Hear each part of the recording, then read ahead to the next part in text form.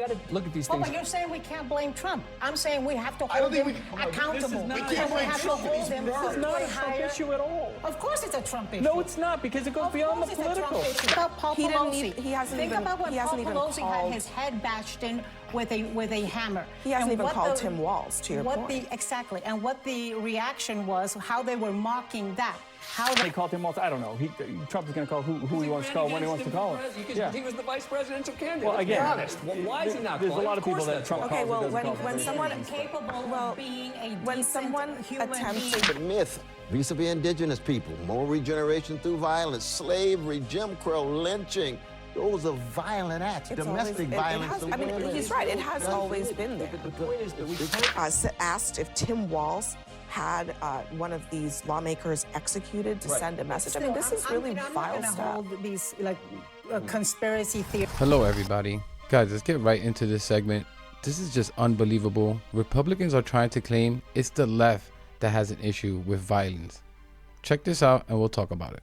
One official says it's a frightening time that we're living in, and the way Americans talk to and about each other has raised the temperature to unfathomable levels. She's talking, of course, about political violence after a stunning set of murders in Minnesota. Tonight, we are learning more about the suspect's cold-blooded plans to target Democrats and Planned Parenthood leaders, and how he hunted the top Democrat in the state house. We are told that he visited the homes of other politicians with the intent to kill them before he shot and killed Melissa Horton and her husband. Officials say that they don't know yet what the motive was, but that hasn't stopped elected lawmakers and others from politicizing the murders and assigning blame.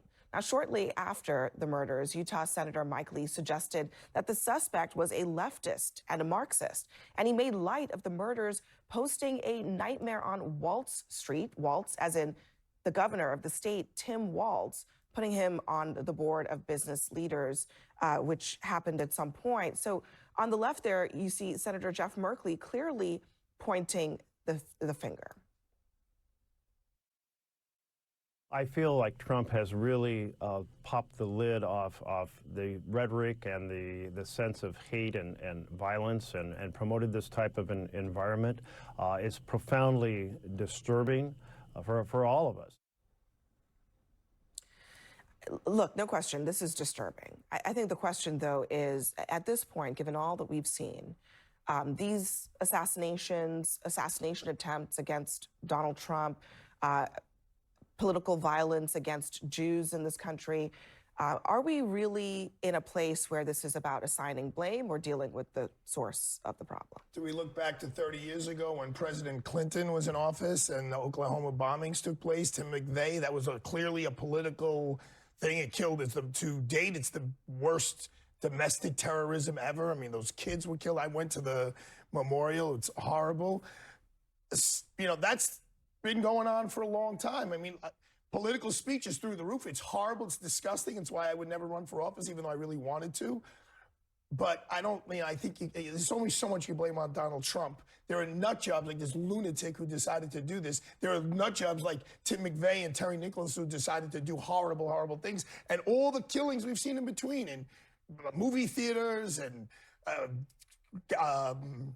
rock concerts. I mean, schools. It's horrible. But I don't think you blame Trump for all of this. We've had every president over the last 30 years. There's a difference between blaming somebody and holding somebody to a higher standard. I think that when you have a U.S. Senator like Mike Lee making light and making jokes about what happened in Minnesota, he needs to be held to a high standard, and it is despicable. And I think that when you have Donald Trump saying, just in the last week, look at the things that have happened. He said that Gavin Newsom should be arrested for the crime of being elected. He said, that's silly. No, okay, well, it's silly, but it's true, and it affects people. I know he said it, but that's okay. But when the president of the United States, with the biggest bully pulpit in the world, says something, whether it's silly or not to you, for some people, they take it seriously. Look at what happened last week. They took Alex Padilla, the senior U.S. senator from California, made him kneel down, threw him to the floor, detained him, cuffed him. This was the U.S. Senator who was there speaking up on behalf of his constituents. It is despicable. I agree with you. I don't know who's going to disagree with you. Dan. Look, you got to look at these Oh, things. but you're saying we can't blame Trump. I'm saying we have to I don't hold think him we- accountable. We can't blame have Trump. to hold him This is to not a a Trump higher... issue at all. Of course it's a Trump issue. No, it's not, because it goes Of beyond the course it's a Trump political. issue. Guys, this is a Because cultural when- crisis in America. You have CEOs that are being assassinated, judges that are being targeted. The goalposts of morality, really since 2020, have moved, where people think as long as it's in the name of my self-righteous social justice, it's okay. But it's The not. only problem with that Poppy, for both of these idiots, Chris Sununu and the bald idiot, I forget his name, Arnold, I forget his name. The amount of dangerous, violent comments that comes out of the most popular and most liked Republican, and if you can believe it, president of this country, Donald Trump, since 2016, talking about punching hecklers in the crowd in the face and that he'll pay their legal fees. I have a couple quotes, direct quotes of what he said. Let's put her with a rifle standing with 9 barrels shooting at her, okay? Let's see how she feels about it when the guns are trained on her face, speaking about Liz Cheney during the campaign. You also had people that were very fine people on both sides when speaking about the white nationalist rally in Charlottesville. You know these people, the Jews will not replace us, Tiki Torch, you know, true conservative values. How about these two? Can you shoot them? Just shoot them in the legs or something, speaking about protesters outside of the White House. Stand back and stand by when speaking about the Proud Little Boys and about doing their insurrection. And look what happened there. Coincidence, huh? How about being completely okay with hang Mike Pence chants by conservative Republican voters? And he said maybe it was justified. I want to be clear, this video can go on for hours and hours. This is one Republican. This doesn't include all the other vile garbage Marjorie Taylor Greene, Elon Musk, Nancy Mace, and on online pundits say. And just pay attention to how crazy they go when someone is killed by undocumented immigrant, like Lincoln Riley. I think that's how you say her name. Suspicious how they seem to only care when it's a group of people, when it's a specific group of people that they despise, like immigrants, brown ones to be specific. I wonder why that is. there is an element of just sort of throwing up your arms and saying, everyone does this, right? Everyone does this, so none of this matters, right? I do think we need to evaluate it case by case and say, is there blame to be attributed here? Now, in this case, what was stunning is that, as you point out, it was the right, particularly the far right, coming out early, saying, oh, this Governor Walz appointed him to this. He's a Walz appointee. And then you actually dig in and you realize this was just like this council of advisors where the governor appoints 41 people. Walz had reappointed him to a position the previous governor had appointed him to. There's no way Walz knew this guy, right, based on everything we know. And the notion that, oh, this guy was doing it because he was coming at them from the left is so absurd that that has to first be called out. Yeah. And then you begin the process of saying, okay. Can I just say, we're getting close to, with political violence being where we are with school shootings, where it's thoughts and prayers.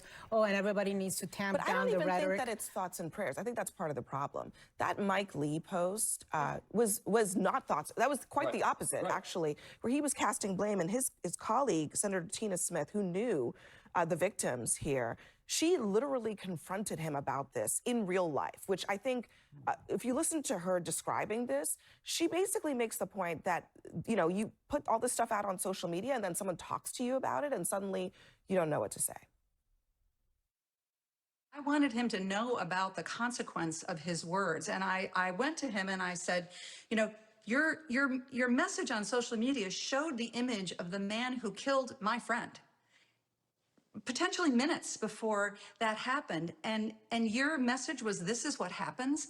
You need to take responsibility and accountability for what you were saying and doing out there in the social media world. What he needs to do is he needs to apologize. I really think that he should take that post down. I didn't get any of that from him earlier this evening, but I hope that what I said sunk in.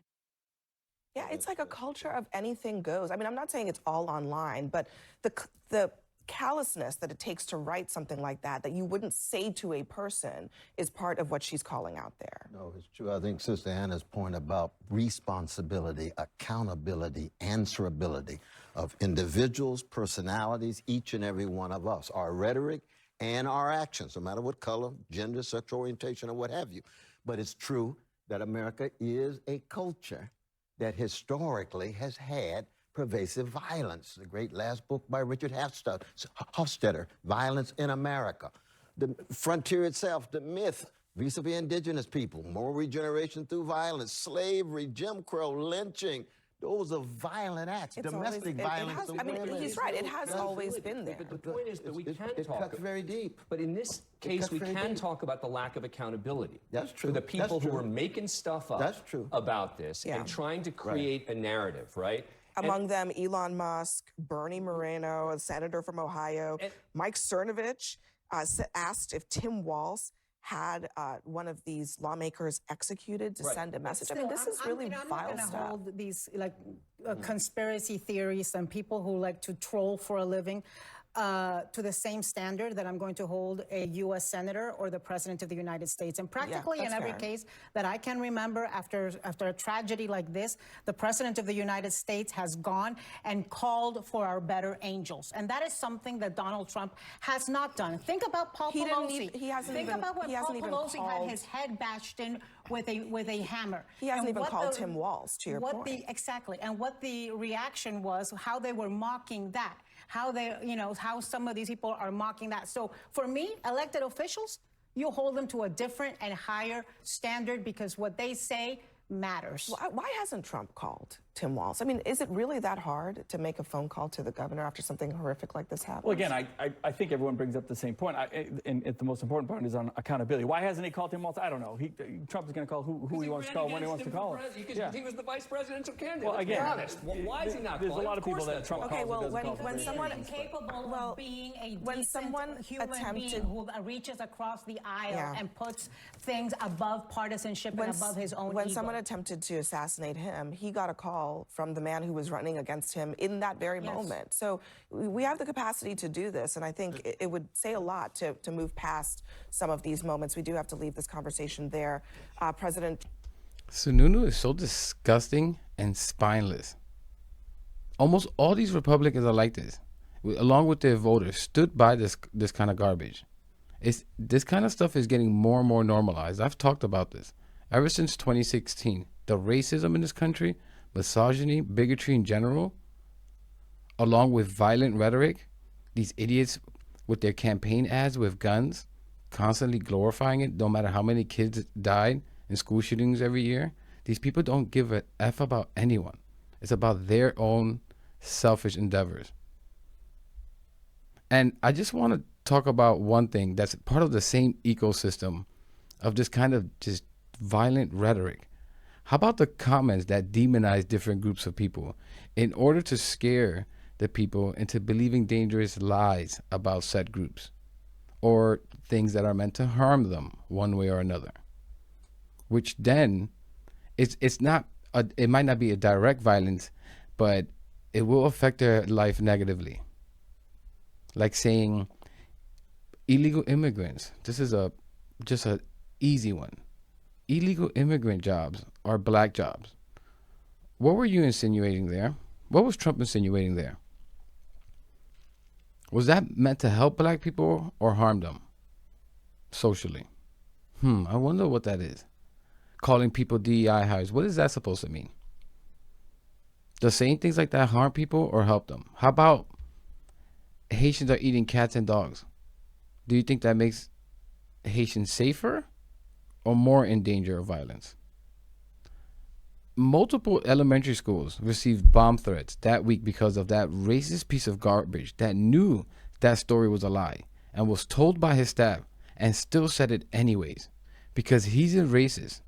That's one thing, but that's almost the least important. Most importantly, he knows his voters are racist as well. Bigots, at least the overwhelming majority of them. Without a doubt. In fact, I find it extremely, each day, harder and harder to believe that you could vote for Trump and Republicans and not be a bigot. It's almost impossible for me to believe at this point. I mean, am I wrong about that, guys? Let me know in the comments. Unbelievable. Those posts that these Republicans are saying about this, would Democrats ever talk like that? Again, Democrats aren't perfect. They have a lot of issues. But if anything, they have not enough fight in them. They don't talk like this. It's just I'm going to leave it there, guys. Let me know what you think about all this in the comments. Please leave a like, subscribe. Really helps the channel. Really helps push the message out there. And I'll catch you in the next one.